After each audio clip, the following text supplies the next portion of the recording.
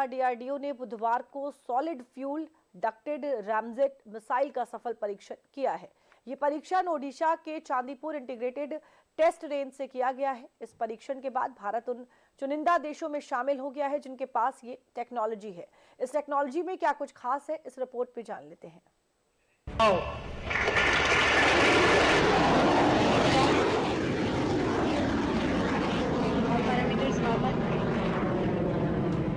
आसमान को चीरती हुई आकाश की तरफ तेजी से बढ़ती हुई मिसाइल की ये तस्वीर भारत की रक्षा क्षमताओं को नई ऊंचाई देने की दिशा में एक और बहुत बड़ी कामयाबी है। जिस तस्वीर ने बुधवार को भारत के 140 करोड़ की आबादी को गर्व करने का मौका दिया।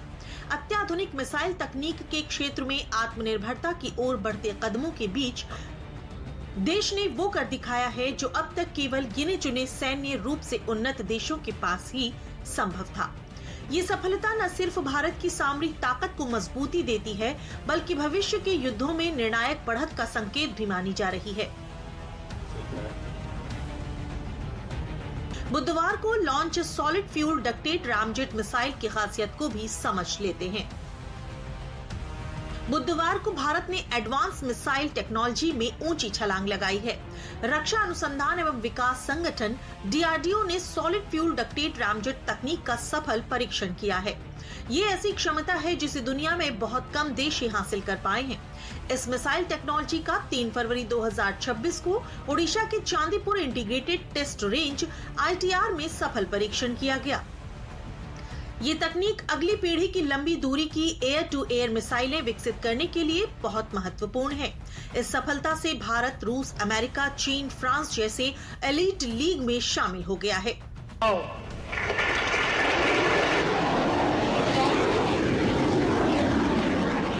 बदलते वैश्विक समीकरणों और युद्ध की जरूरतों को ध्यान में रखते हुए डीआरडीओ के द्वारा किया गया ये परीक्षण वर्तमान जरूरतों की मांग थी।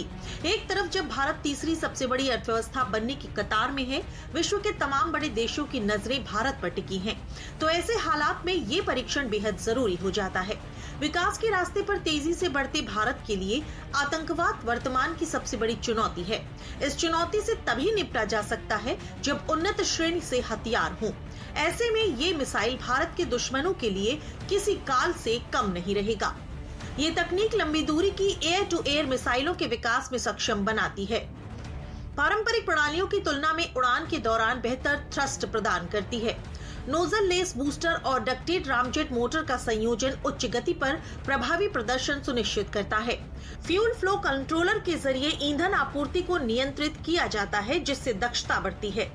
आधुनिक हवाई युद्ध परिदृश्यों में सामरिक बढ़त देने में मददगार साबित होगा। इस मिसाइल की रेंज 300 से 350 किलोमीटर तक हो सकती है और ये मार्च 4+ की स्पीड से उड़ सकता है। इस मिसाइल के आने से दुश्मनों के टैंकर और लड़ाकू विमानों को सुरक्षित दूरी से निशाना बनाने में मदद मिलेगी। पिछले कई सालों में डीआरडीओ ने SFDR के कई टेस्ट किए हैं। ये टेस्ट साल 2018, 2021, 2023 में किए गए, मगर साल 2026 के प्रदर्शन सबसे महत्वपूर्ण रहा। रूस की मदद से शुरू हुई ये तकनीक अब स्वदेशी हो गई है।